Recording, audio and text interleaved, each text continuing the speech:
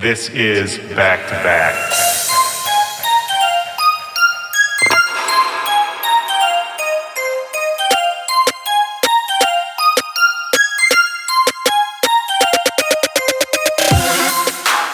Yo, what's up, Back-to-Backers? This is Willy Joy. Welcome to the show. This is Back to Back. This is my podcast, and this is the last episode of 2018. We made it. I'm very grateful for everybody out there supporting me and doing this show this year.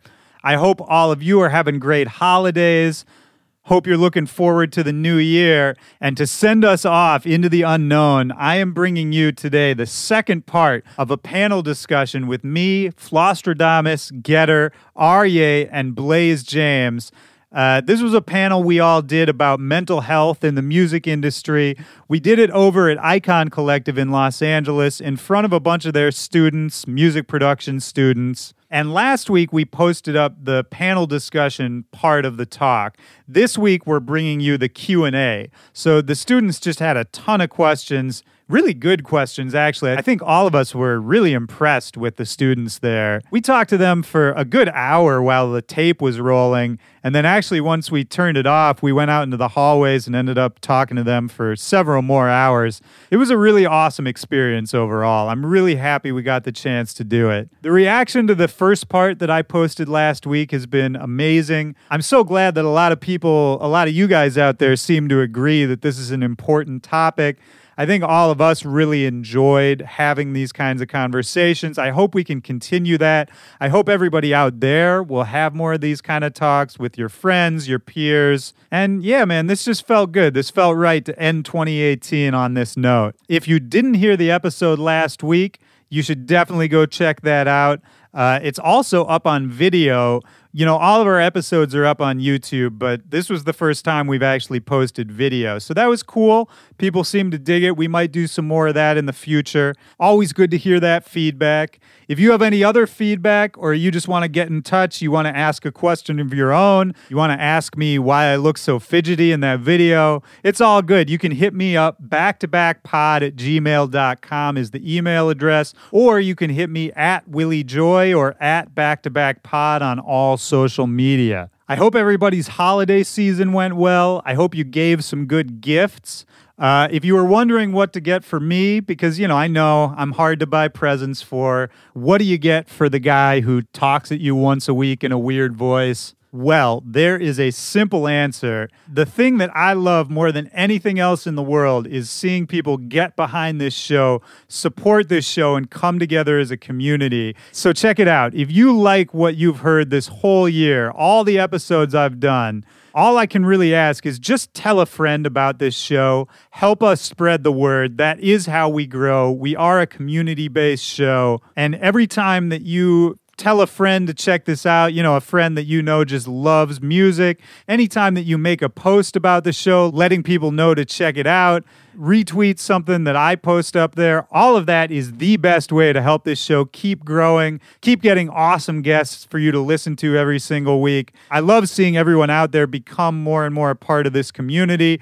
We're all making this show better together. So that's my little spiel. And beyond lots of new episodes, which I already have set up for 2019, some really dope ones, I also, every single week, I update the Back to Bangers Spotify playlist for you guys. That is a playlist with new music, old music, underground music, songs you love, everything from myself, my guests, music that we mention on the show. It's just a great little companion piece. People really seem to dig it, and the link to that is in the description of this episode. So definitely go check that out. All right. So I want to jump into this Q&A with all these amazing artists. Before I do, just a couple notes. Once again, this was recorded live, so the audio quality is not up to usual standards. There are a couple times where you can hear either a mic is a little quiet, or sometimes actually the mic I was on got a little too hot. You can hear some distortion. That's baked in. That's just what happened live. I did my best to clean everything up. It's still totally listenable. I think it sounds fine. That's just the nature of the game with these live events. Again, I do want to thank all the participants. Actually doing this was Kurt Flosstradamus' idea in the first place. He approached me about it. I thought it was an awesome idea. We worked actually quite a lot to put it together behind the scenes. And shout out to Getter, shout out to Aryay, shout out to Blaise for coming through at the last minute, and thank you to Icon Collective for having us. It was just a really awesome experience overall. I'm really happy I was able to share that first part with everyone out there last week, and now we're getting into the Q&A. This is us talking to all the students out there. They had some amazing questions, and I think I might actually like this part of the discussion even more than the first part. So check it out. Let's get into it right now. This is me, Flosstradamus, Getter, Aryay, and Blaise James. Everybody's going back to back. Let's go.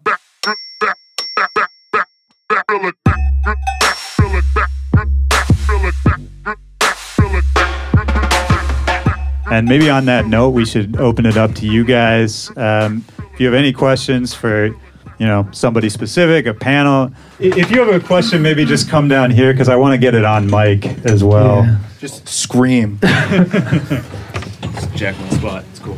Yo, so I moved out to LA about a year ago, and it was just because like a job opportunity came up in the music scene, and I was like, this is dope. And social media has always like been like a really big part of my life. I mean, probably like half my life. So it's like shit. But as soon as like I got into that space, people started like following me on there, and like I was getting like all these people that I was like looking up to. They were like following me and stuff, and I started getting like feeling like clout and like, oh man, like this is sick. And like I didn't notice the shift in my personality and all that stuff. And then like a big thing happened a few months ago, and I was just like, shit, I'm just gonna X this stuff completely out of my life. And like it's completely opened my eyes and stuff, and like it's just so much better. Like basically everything you guys said, I was like, whoa, it's like getting validated. Like living in reality is real and everything else is like false. And so like I've come into this speed bump because we literally have business classes where we're learning about our bios, our stories, like our EPKs, all that stuff.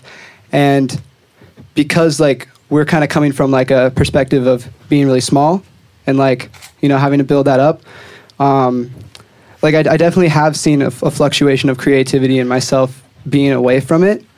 But also like I've been thinking, well, am I going to need to hire somebody to like do my social media shit? Just somebody that like is close to me and just be like, hey, this is like kind of like what I want to give off. Because I was so involved with it and so personal. I feel like the people that, like you guys said, that are running this shit right now are like kind of away from it. And then that's why it's like, we wonder what Skrillex is doing all the time, that kind of stuff, Yeah, I feel like if you just use it as a tool, you know what I mean? Yeah. Like I literally decided a few days ago, I always say I'm going to take a break, and then I do, and then I end up going right back in it. Like it's a itch. Like you're just like, okay, cool. Oh, fuck. Why am I doing this? But like I feel like if you just use it as a tool and like stay like traditional, like meaning like whatever people are used to you saying or posting or whatever, just stay with that shit and just keep that, but like only see it as that. Because like, I mean, I'm sure you can agree, but I caught myself like fucking, I'll post a picture and then like refresh the comments, refresh the likes, and then be like, okay, what can I do for my next post? What can I do different to make this better? So I feel like if, like you said, business class, if you just like take it as that only business and you kind of like, yeah, like just don't go on that shit while you're taking a shit instead. Like shit like that. Like there's time and place for that, just like there's a time and a place to be working on your music. Yeah, like don't let that become your fun. Like don't let that become like what you do in your relaxation time. You know what I mean? Thank you for sharing that, by the way. That was thank amazing. you. That's awesome. I was even going to say, like what we were saying earlier, like maybe social media, I know that's what like built you to where you are. That's what, like you had like the clout from that or whatever. Yeah. Like, but like there's a lot of artists out there that don't really use it that much. Like, shout out my bro RL Grime. For a minute, he wasn't really using social media that much. It feels like maybe either he got like comfortable with himself and he's using it more now, but for a while he wasn't using it, but he still crushes it and he makes some of the dopest music. And I never looked at him as like a social media dude at all, but like he's still gigging and killing it. So like maybe that's the thing too. Maybe just if you're finding that you're not the social media dude, maybe you're not the social media dude. You don't have to do that. I think that, again, that was like the cookie cutter mold of that's what you're supposed to do. These are the ABC steps for success. Another thing too, we didn't even address this in here. I'm sorry, but like maybe you guys just make music because you want to make music. Like we're talking about it like, oh, you got to be successful. Like who cares if you want to make music and you have one fan, it's yourself. Then fuck it, dude. Like make it for you. Like I don't know. And I feel like too, if you look at like who you listen to and who you follow and watch. Like I don't know if anybody here knows Corbin. You fuck with Corbin? Corbin? No shit? Yeah. Dude, props. He's literally like top 3, one of my favorites. That's amazing, dude. That's so sick. Fuck yeah. But like with shit with Corbin, right? That fool is never on his socials unless he's like I don't think he's logged on in like a fucking year. But when he does, he's like, here's new music, here's a tour, I'm out. And every day I'm always like, what the fuck is this dude doing? Because I listen to his shit every day. And like his shit helps me and it's catchy and it's great. And so like the feeling of like wondering if you're going to be relevant if you're not on socials is so fucking normal because I get that all the fucking time. You know what I'm saying? It's like you're more relevant not being on it almost. Exactly. Like if you have done something for someone with your shit, whether it be they've had the craziest party of their life or like they got through a breakup or some shit, they're going to remember that and they're still going to keep paying attention to whatever part of you helped them or they enjoy. And I feel like social media is just kind of like the visual representation of that. You know what I mean? Like, yeah, they can't fucking, like he just said, with like changing someone's life like that. Like, yeah, that means more to me. Like if I can affect someone, like change their life or get a like on a photo, I would rather affect someone's life like 1,000. Like, and like, yeah, like over my career, my numbers have gone way up and way down. And like, I'm getting to this like comfortable spot right now. Like, yo, fuck a social media. Like as long as I can like push culture forward and just do what the fuck I love. So yeah. One more quick frame. Sorry, Willy. No. One more quick frame for you.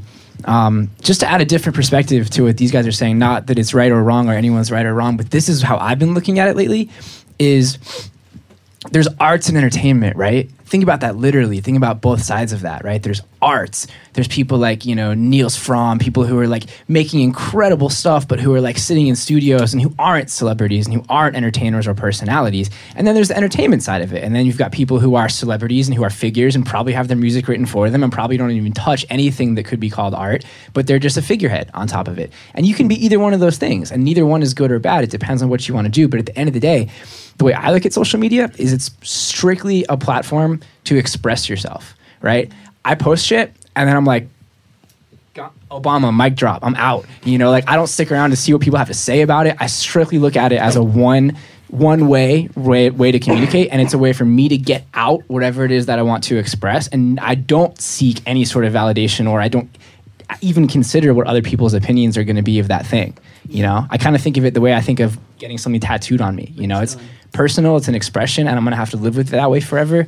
And that's the extent of it, I was just going to say, like, the only little bit of advice I was going to offer on that is just, like, back to the schedule thing. Like, if you do schedule a time in your day to be like, okay, from this amount of time, I'm going to be, I like, do my posts, and I look at other people's shit for, like, 5 minutes, and then I'm done. And, like, I feel like that's, as long as you can find the balance, because the shit is, at the end of the day, super duper duper addictive.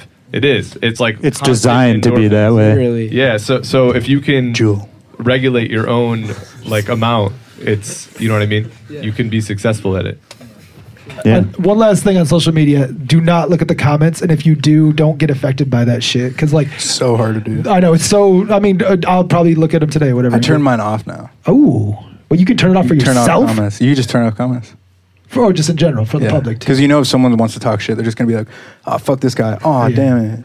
Yeah, that's awesome. Dude, that's sick. All right, next question. Thank you, guys. Thank you, brother.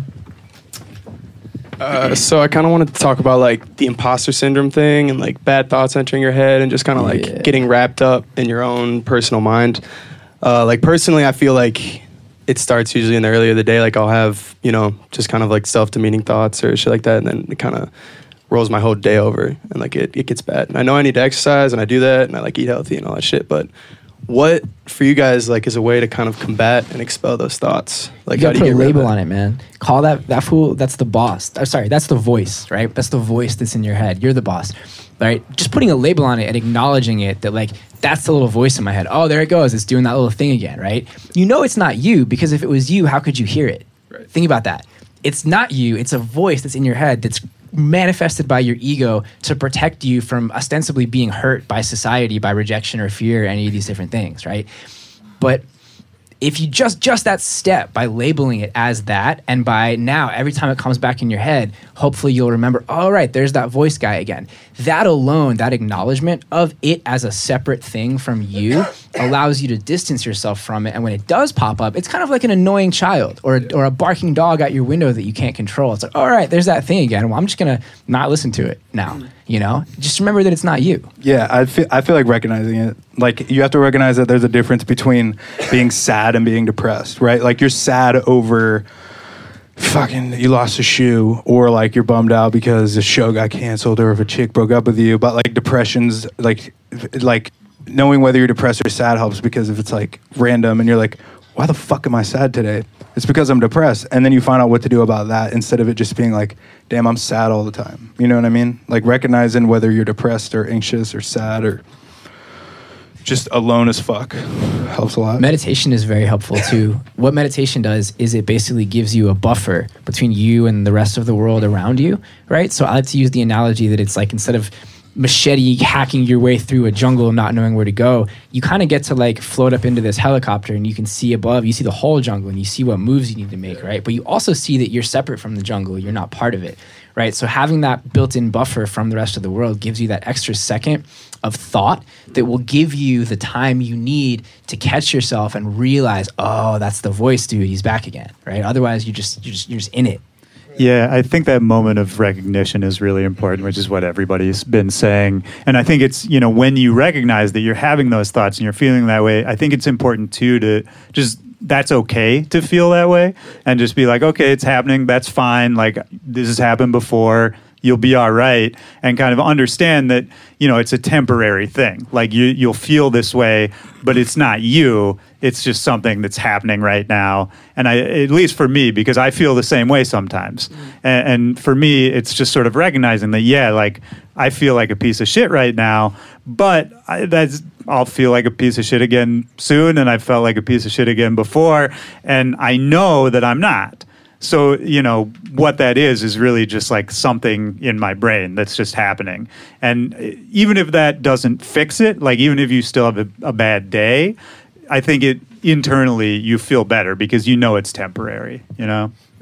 Yeah, I feel like too, my mom forever told me, because I call my mom about everything, and she's, yeah, it's the shit. Their moms are sick, but she's always like, well, talk to me about it, and that's how I'm always like, yeah, cool, but you're my mom, and then she'll be like, well, you should write it down, or you should draw it, or you should do some shit, but I started to put it into music, and it helped a little bit, you know, it's because it's like you listen to it and you're like, fuck yeah, I got through that shit. But honestly, as like lame and simple as it sounds, dude, just talk to your boys. Like someone who you're super close with, who's seen your dick, who's like a fucking, you know what I mean, knows what your favorite food is or drink, like whatever. Like, because the thing is like if they're your homie, like they're gonna listen to you and they're gonna want to listen to you, because especially like for me, I talk to my roommates all the time, but nobody wants to live with a pouty fucking, you know, sad roommate, because then it's just gonna spread the energy. So the more you're open with your close friends, maybe not like fucking everyone or a dude that you just tour with, but like someone who you feel like is close enough to talk to. It's so crazy how like you have all this pent up shit, whether it's confusion or some shit went down or you're worried about something or you did something. As soon as you tell somebody, it's like a fucking million pounds is off your shoulders, and it's like it might not go away, but like makes you feel a lot fucking better. And for sure. I'm just gonna say one thing, whether it's boys or not, even if you have the ability, even you have like a therapist too. I mean, not every day for you, but like even just talking to anybody is the wave, man. Like for real. And I know there are free therapy options too for people who don't have a lot of financial clout. There's an organization out of the UK. It's called Help Musicians. Very simple, just like it sounds. They're based in London, but they're global. And they have a 24/7 helpline that you can call. It's incredible. You just Google Help Musicians. It's right there on their website. Whether you're a musician or someone who works in the industry, any time of day, any day of the week, it's always free, and it's just someone to talk to. And it's a really great resource. Help musicians? Yeah, help musicians. There's also an organization called Music Cares, and they do things with mental health. They also they gave me earplugs, and they also give guitars to schools and Ableton pushes to people. So that's another organization just to follow. And you guys as musicians, you might be struggling financially and stuff. They can help out with that stuff too. Our government doesn't do it. Canadian government helps musicians, but our government sucks. Yeah. What was that one called? For real. Music Cares. Yeah. Thank you. Other questions? Cool. Yeah. Here, I'm gonna Thanks, hand my man. mic to this dude real quick. Do it. Yeah, I'm sorry, bro. No, you're good. All right. My name is Micah. Thank you guys for doing this. I'm going through a tough time as well, through breakup and just emotional kind of drama. And I just wanted to know with you guys, I'm sure you guys have gone through the same thing with emotions, breakups, and what kind of helped you guys push through that and kind of continue your career? How'd you guys turn that kind of feeling you had with that breakup into a positive? And what was that like for you guys? Well, this is actually, Kurt and I were just talking a couple days ago kind of about this idea that, we've all had something like that. I think everybody in this room, if you haven't already, you're going to go through a bad breakup. You're going to have something's going to happen, in now or in the future. And at the time, that just seems like a world-ending thing, and it's really hard to just, in that moment, while it's happening to you, to be oh no, now this is going to be something positive because I'm just going to make it that way. It doesn't really work that way. But what I can say, which maybe isn't comfort in the moment, but every time something like that has happened to me, a terrible breakup or, something catastrophic happening in my life, almost every single time, consequences of that have changed my life in really positive ways. And it wasn't something I could see at the time. But an example I can give you is I went through a really bad breakup probably around the same age you are estimating roughly. And I was super unhealthy. I was overweight, all of that. And I went through this bad period of depression for maybe a year or so. And out of that, the way I got out of that was by getting in shape and getting myself healthy. And had that breakup not happened and had I not gone through that bad time, I don't know if I ever would have taken care of my health the way that I did. And so that's something I'm grateful for out of that. And so how to help you right now is something I think just telling yourself that it's going to be okay. Even if it's not okay right now, you are going to make it. You are going to be okay. And just be open to the opportunities that are out there. It's not the end. I think that's an important thing to remember. I don't know if I'm saying that right, but check it out. A breakup gave me DJing. I had a really bad breakup in 2008. It was a girl I had been with for multiple years. And when it happened, I was sleeping till 1 p.m. every day, eating one meal a day that was a gas station sandwich at midnight after I couldn't relent anymore and I had to go get some shit food, living on basically my dorm mate's couch all day, even when he wasn't in his room, just because I couldn't bear the loneliness of being in my own room.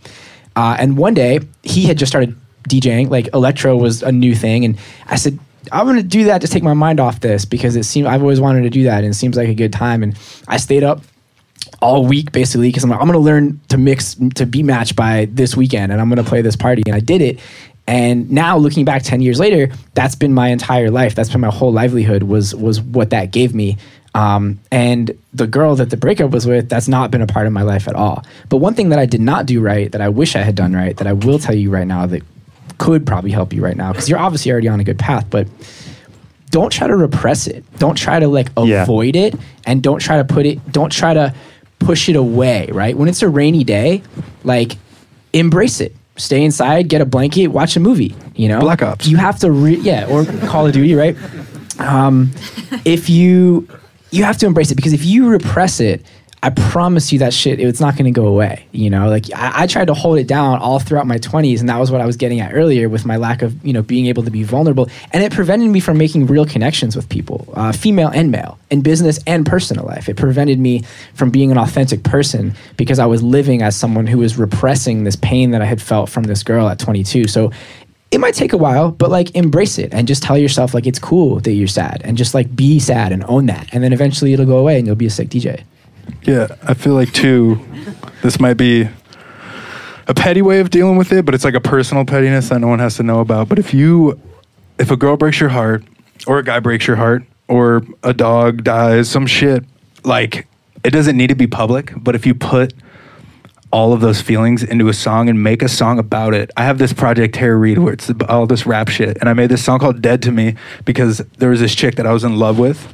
And then when I went on tour and shit, she like cheated on me with like this fucking douche who thought was my homie. And so I wrote this song Dead to Me, and it's literally me, like it's about me murdering her and him and not giving a fuck that I'm getting arrested. Yeah, and then like now that is like one of my top streamed Tara Reid songs, and like I like texted her when I made it. I'm like, I'm gonna write a fucking song about you.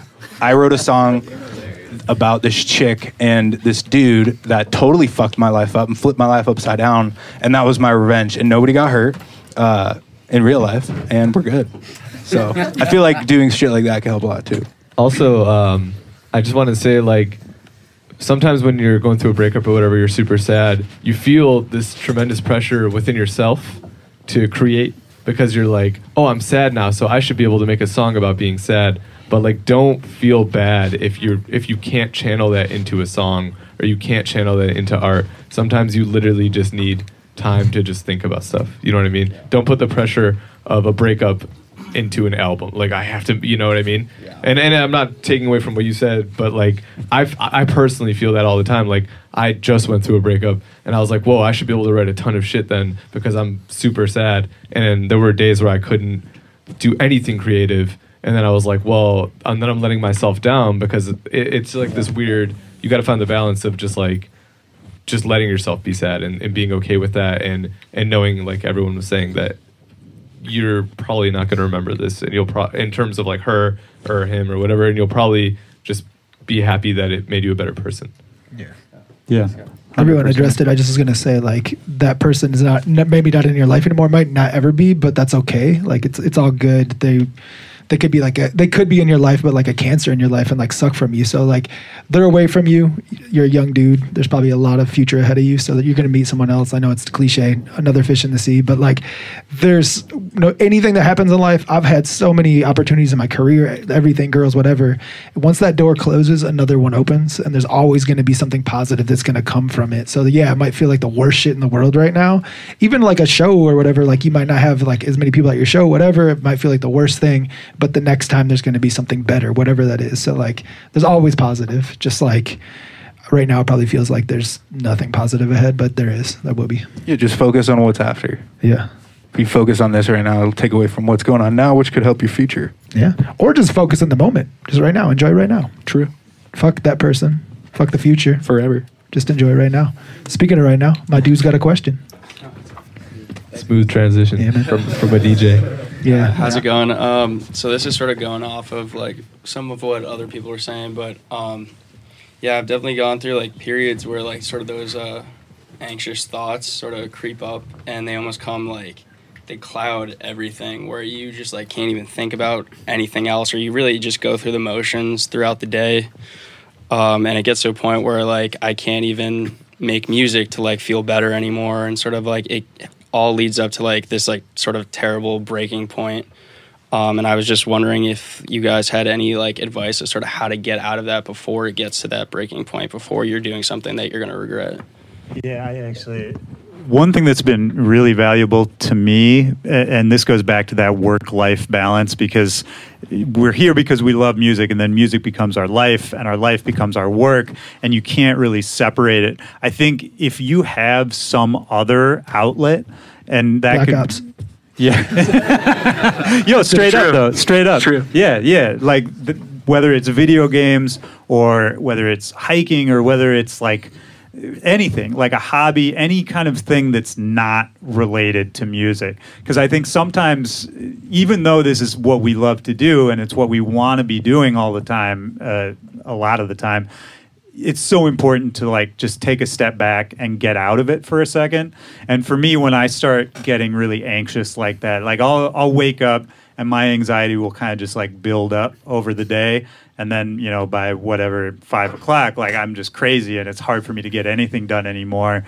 And for me, that became exercise. But for somebody else, it could be anything. I think you just have to step away, walk away, do something else, get out of your own head. And then by the time you come back, like it might not have fixed the problem, but you've spent enough time doing something else. I think you can kind of reset your brain a little bit. I feel like for me, because I don't know if you can tell, but I'm like not in shape. I don't really like to work out at all. You're sexy as fuck. Yeah, whatever. But no, for me, I like in this day and age, everybody on this planet who's our age, how old are you? I'm 22. Okay, yeah, I'm 25. We're one and the same, but like everybody has anxiety. Like everybody deals with this shit. Some people are really good at dealing with it. Some people aren't. Some people don't want to work out. Fucking me.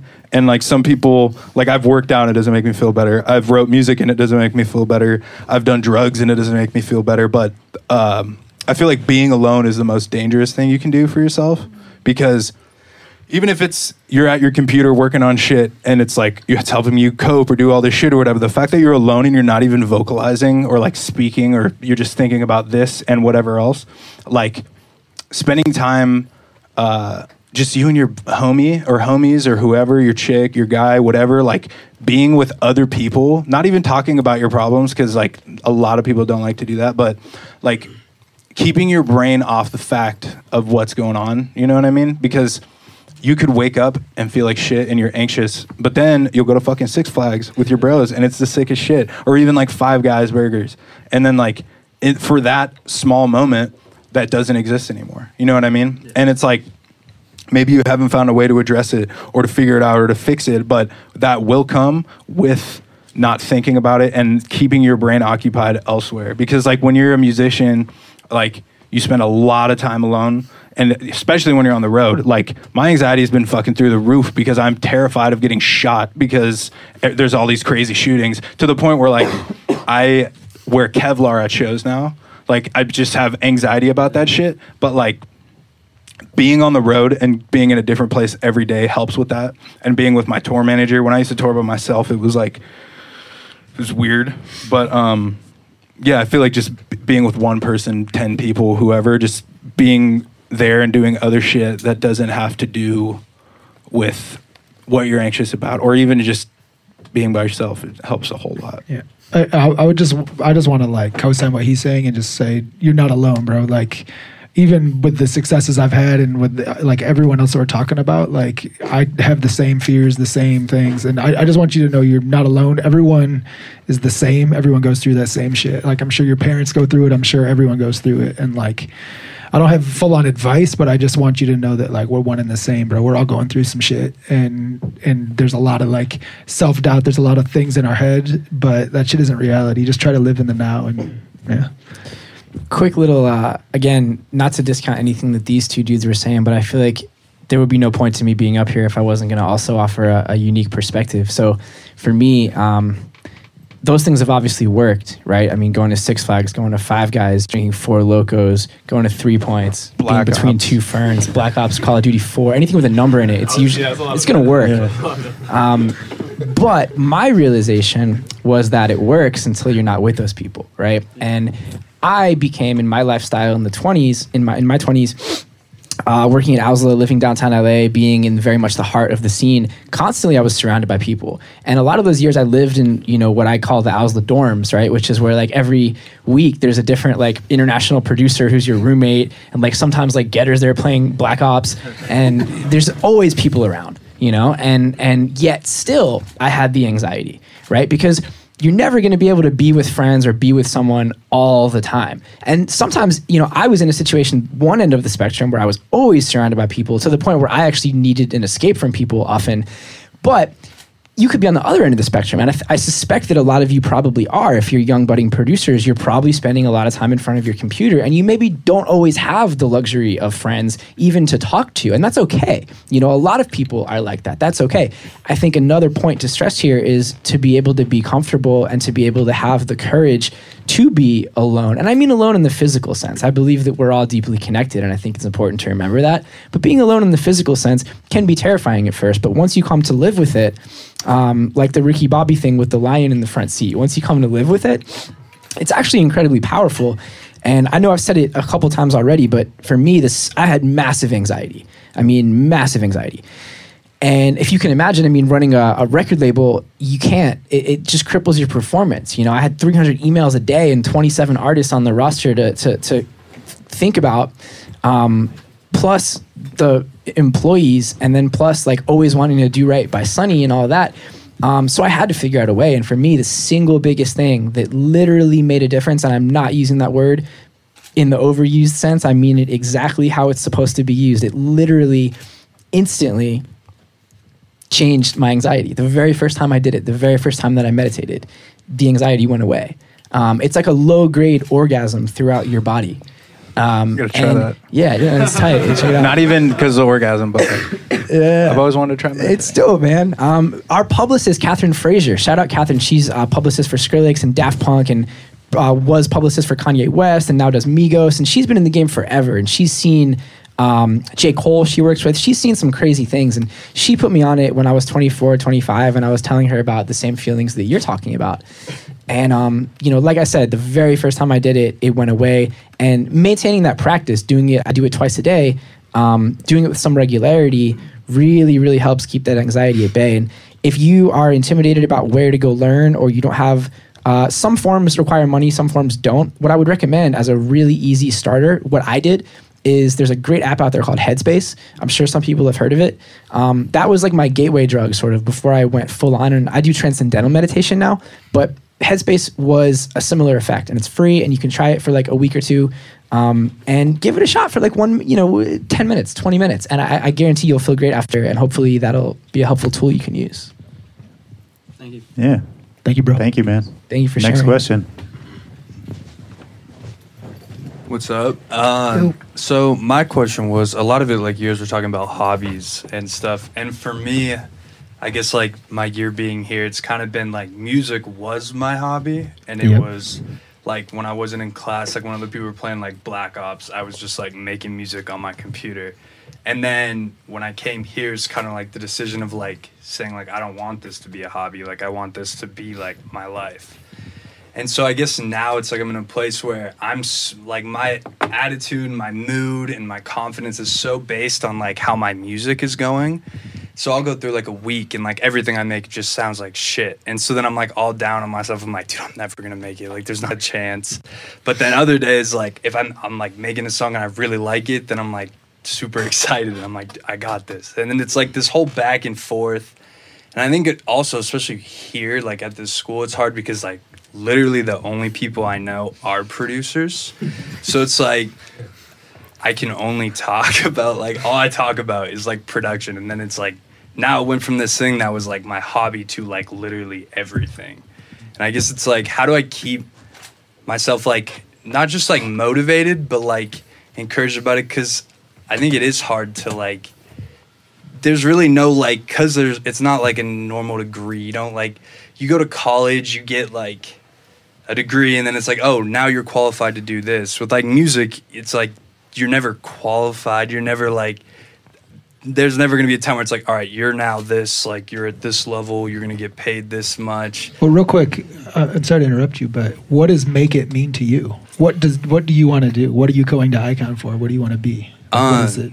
Like the big thing for me and like why I went to Icon was like I was at college and I hated what I was fret studying. shirt. You got the fret shirt on. Yeah, I didn't know Icon had a fret, but I guess they don't. Okay. They don't. It was how I was in a fraternity and stuff. Okay. And then for me, it was like I just didn't feel happy. I didn't like I was at college doing all the things like I thought I was supposed to do. Like I was in a fraternity and like I was doing like intramural sports. I was like, I'm like living the college experience that like I always thought I wanted to have. But it's not fulfilling. Yeah, but all I wanted to do was like work on music. Real quick, are you happy now though?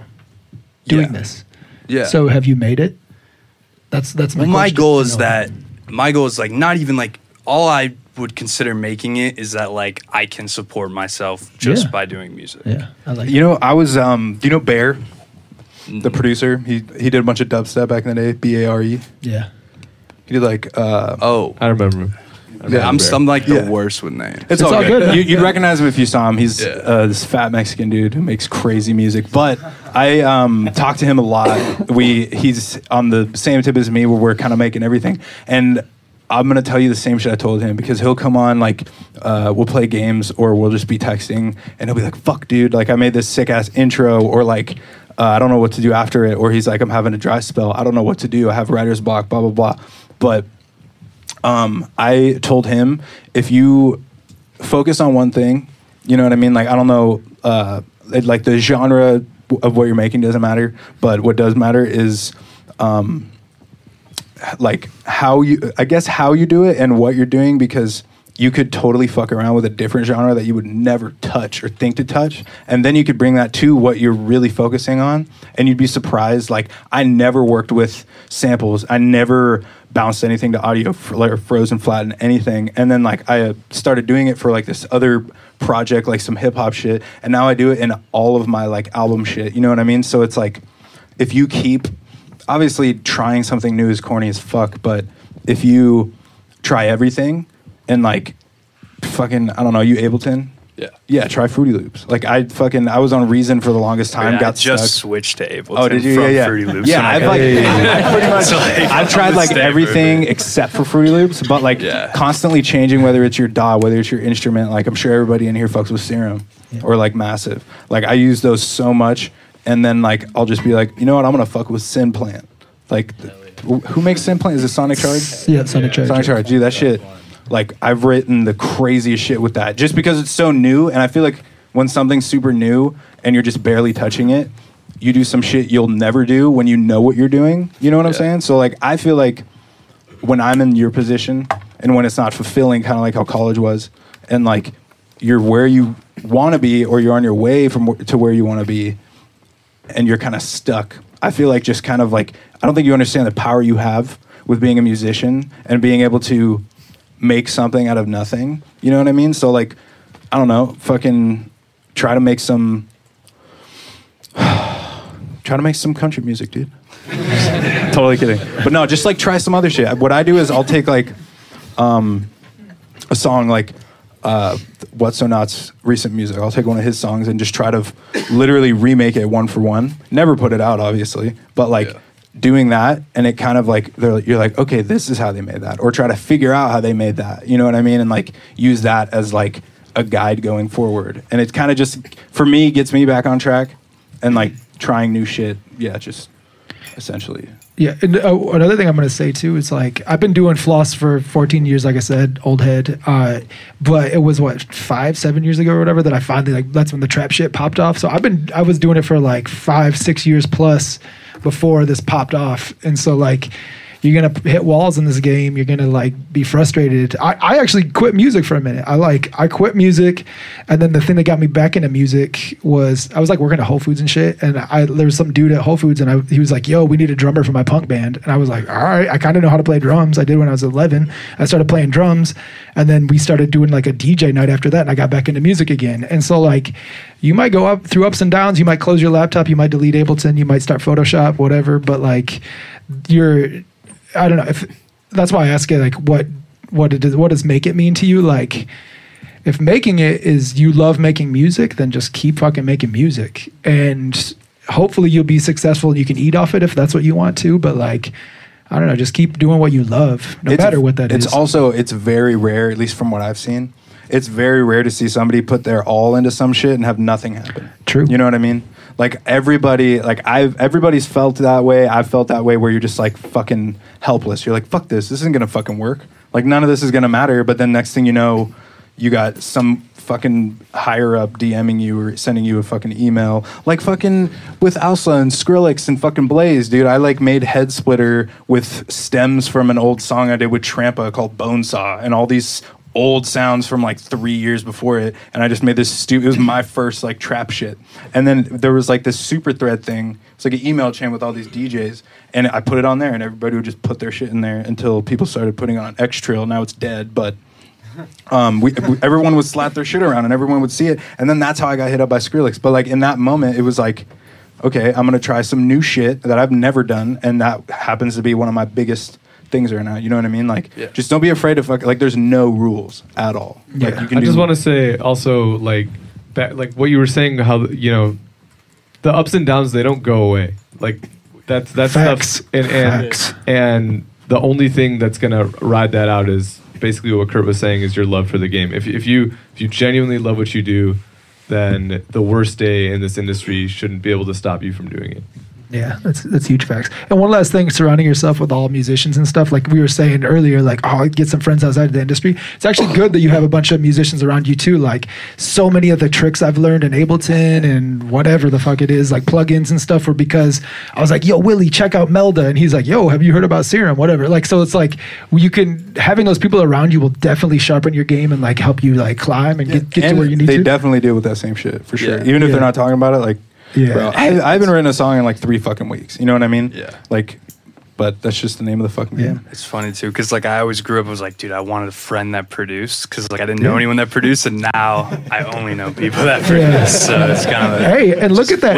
You manifested that. Yo, I was just gonna say, yo, you manifested it for real. Like, it's like you put your goals there, and that's what happened. And same with you wanting the success. You put you keep manifesting that. You keep wanting that goal. You can get there, man. As long as you see it and you believe in your heart, you can get there. You can get there. Yeah, and manifesting as like you don't have to believe in shit. But definitely, I feel like everybody, if you haven't seen or read The Secret, have you seen that shit? You're not supposed to talk about it, bro. Well, I'm not saying what The Secret is. Oh, okay. But I don't like to read, so I watched the movie. No, I don't know how to read. But I'm just kidding. No, but like, dude, that shit, it just teaches you like it's not even like a religious thing or like a hack or anything. But like, dude, that shit just fucking helps so much. Keeps your mind where it needs to be. But like, it's just called The Secret. I would check it out. It's fucking great. Yeah. And I would just, to put the period on the end of the sentence, say like, hobbies are dope too. Like, you're saying that, all of your friends are producers now and you're in this kind of immersive world.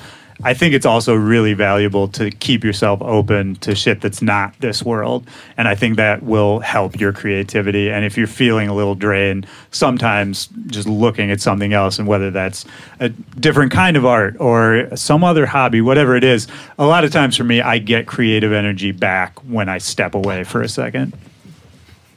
All right. Thank you. Yeah. Thank Next you. question. Hi. So my question is, a huge question I ask myself every day is like, what am I gonna do after Icon? If I'm gonna stay here or if I'm gonna go back home, and I just want to know what you guys' thoughts on that is, because, for example, I met you last year at Decadence. I don't know if you remember that.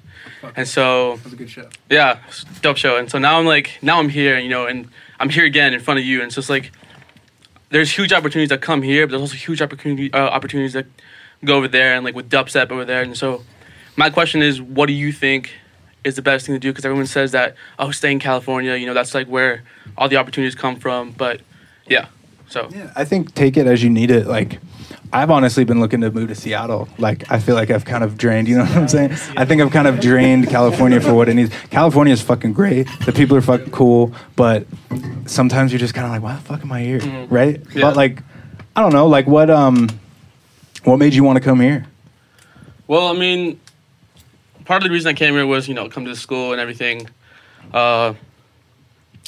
Meet new people, discover, because there's more labels out here that have to do with dubstep, more opportunities with that, and not in Colorado, because in Colorado there's barely anything, but there's more of a dubstep scene over there. Yeah. And so that's I don't know. That's just like my question, which is like. Well, I mean, it came pretty natural, right? Mm-hmm. For me, I like everything like that, like the big decisions, I guess, come kind of natural. You know what I mean? But like, I feel like if there's second thoughts, like for instance, if you want to move somewhere else, but you're here and you're like, well, I don't know if this will blah, blah, blah, then maybe it's not the best idea. But then maybe again, it could be. Mm-hmm. So it's kind of hard, but like I said, I've been thinking about moving to Seattle, but then I'm like, but I have this here and this here and this here. Probably be smart if I stayed here.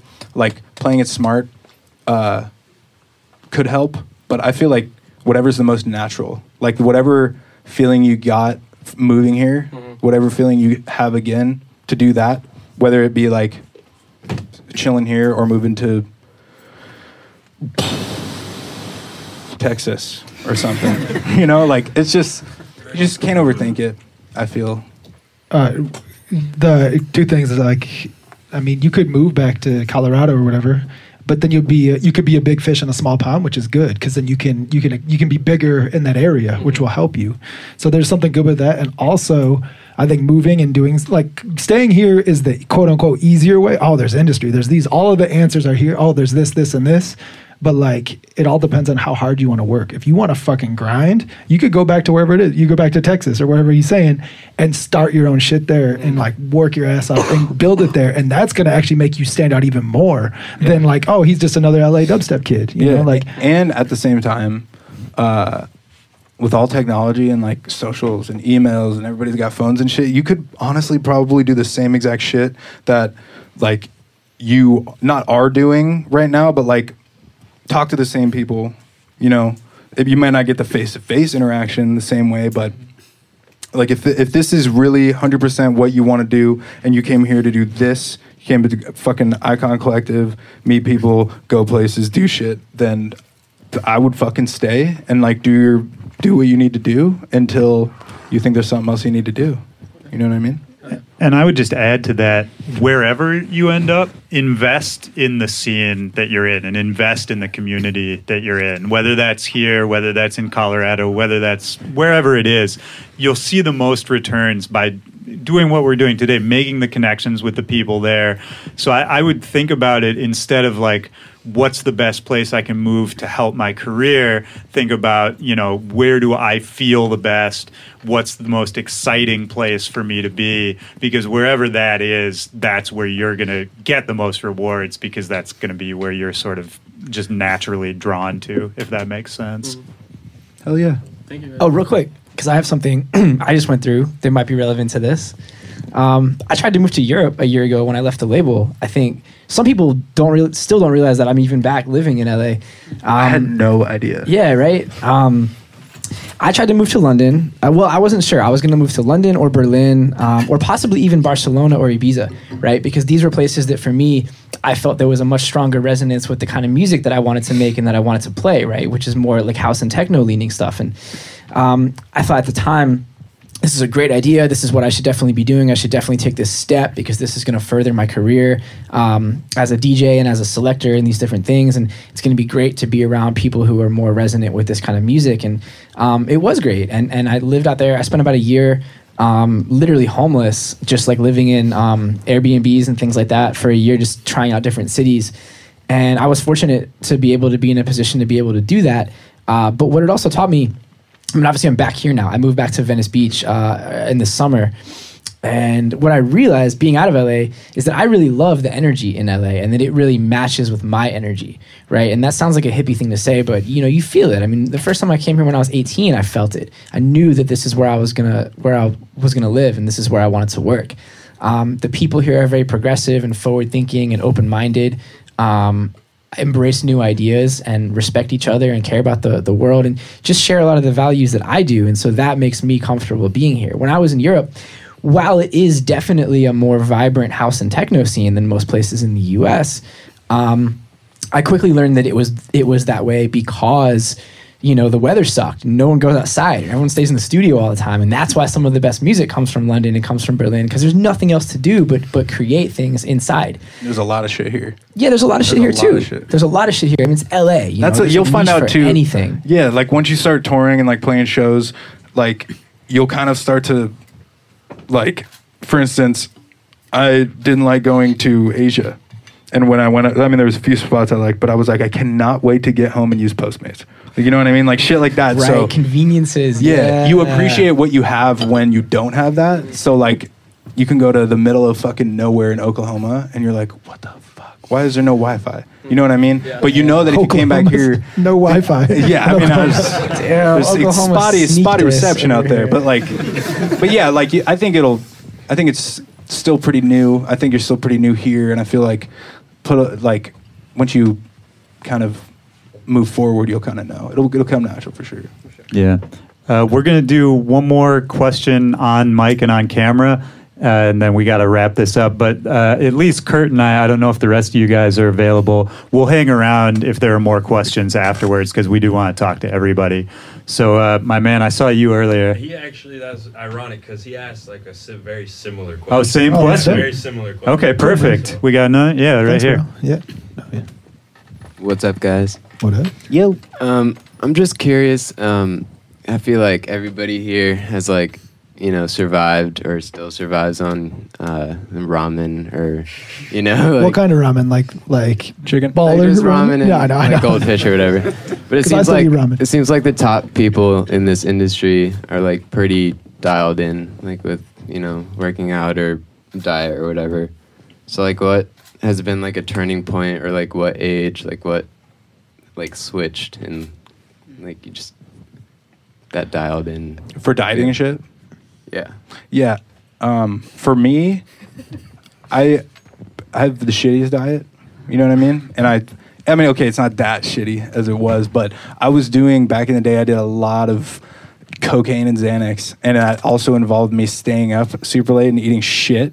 And then I found out that I had this thing called colitis, which is similar to Crohn's because my dad had it. That kind of forced it, and I had to kind of like take carb breaks and do gluten-free sandwiches and shit. But dude, like even living with my parents, like before I moved out here, like I would just eat fucking ramen and Oreos and like milk sometimes.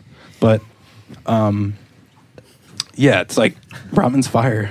I have ramen at my house right now, but like I don't know, it's or like sleep or First piece of advice: don't listen to Tanner on this on this topic. Eat ramen forever. Perhaps on this one topic in particular, he may not be. Whatever, dude. Black Ops. Bro, Black Ops. I love you. I love you. I use Chick-fil-A sauce as spread for my Dope. sandwiches. Never mind. Listen. I'm gonna put it down. He directed it at Tanner though. For real, when you are in your 20s, you can do pretty much anything, right? Your body is a wonderful machine, a wonderland. When you're in your 20s, nothing can hurt you. Basically, like you're still young and you've not been doing it long enough to really have a major impact on you. For me, it was that way. I was drinking all the time, smoking lots of weed, and then resultingly eating bad food as a result of it. And it catches up with you. Like it really does. It'll catch up with you. And this is nothing to do with being a musician, but just being a person. It's really hard to be creative and be productive and be actualized and connect with other people and do dope shit if you feel like shit. And you're gonna feel like shit if you eat shit.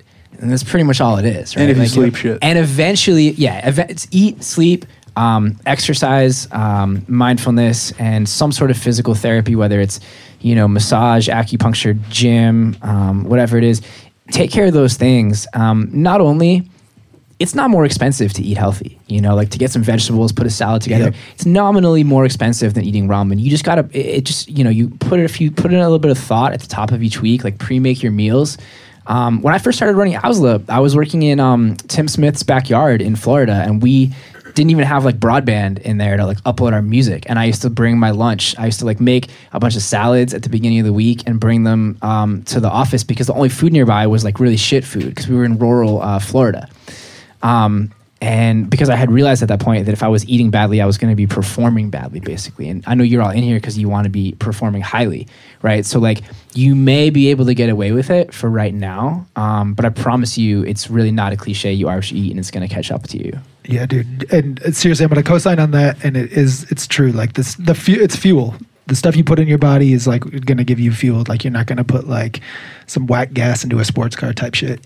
So if you look at yourself like a sports car, then yeah, put in the good shit. But for real, what got me into health was biohacking, like on some crazy shit. Like I'm like super into plugins and like getting plugins a way that you're not supposed to get them. And so like that's like a way of hacking. And then I got into biohacking from that. And I was like, whoa, like you can like, just like I can find a crack for something, I can find a crack for myself. I was like, so if I like mix this coconut oil and butter in my coffee, that means I can like there's an article of me talking about it. Google that shit. But it's like, this is all he talks about. Yeah. I was doing the bulletproof shit like way back, but whatever. Anyway, so Yeah, but you can all this shit. I got Mickey right now on broccoli sprouts. Like, yo, broccoli sprouts are crazy. They're like this crazy next level thing. I'm growing sprouts in my house because of Kurt. But also, important point, there is no one size fits all health solution. Yes. Everything is different for everyone. So just because the bulletproof is working for Kurt, or just because the paleo is working for somebody else, doesn't mean it's going to work for you. Every single person is different. You should listen to your body. Yeah, man. Like, some people are allergic to peanuts, so like everyone's different. So, but yeah, that being said, getting into biohacking got me into this, and then like from there I was like, oh wow, I can get this much more out of my workday, and like people can do it with drugs and shit, but I just wanted to do it more naturally. And again, like Blaise is saying, like healthy food is actually cheap. No one's taught that. I wasn't taught that. I was like, I grew up eating Arby's for real. Arby's had a 5 for $5. My mom used to buy 5 of them at the start of the week. Yes, we did. Every day of the lunch, every day on the lunch, my mom put 1 Arby's in my sandwich every day for my school week, and I ate Arby's my whole like growing up in high school, and like I always had this brain fog. And when I moved out of Kalamazoo to Chicago, it was like this cloud parted. Same. And I was like, when I started eating Beef cloud. Yo, it was just, it was actually the Arby's hat came off of my head. The one that was thinking Arby's flew away. Finally wasn't thinking. You know what I just remember? Yes, I was not. You know what I just remember though? We're knocking Arby's a lot in here, but Arby's gave us like $2 million to license that Yogi tune for those commercials. So wait, really? Big up Arby's, yeah. Wow. We're also shouting out Black Ops. This whole thing is sponsored by Black Ops and Arby's. Black Ops And so at the end of that, thank you, Arby's. This is a Trey Arch production. Trey Arch. But anyway, yeah. Yo, you can wrap it up, Willy, but just for real, like, mental health, physical health, all of that shit will give you a long life, a productive, like, everything that's positive. So, like, I don't know, just try to keep all of that up. Like, we're up here because we felt we've hit these walls in our career and our lives where it's like, I don't know, we need to address it. And so we have a lot of friends that have gone through shit, and we want you guys you're our friends too. We're all musicians. We're all the same. So, like, keep your shit, like, dialed, keep crushing it. And yeah, Willy, if you want to speak on it. Yeah, no, I mean, you said it all pretty much. I mean, I hope that this can be kind of just the start of these kind of conversations. I hope you guys can have these conversations amongst yourselves more. And we're here as resources too. Like, we're all the same. We're all doing the same thing, regardless of whatever status level. Like, we all go through the same shit. So thank you to you guys. Thank you to Icon for having us. Thank you to the panel. And yeah, this was awesome. At least Kurt and I are going to stick around afterwards for any more questions that didn't get answered. And that's it. Thank you guys so much. Thank you. Thank you, Arby's. Do you have to pee still?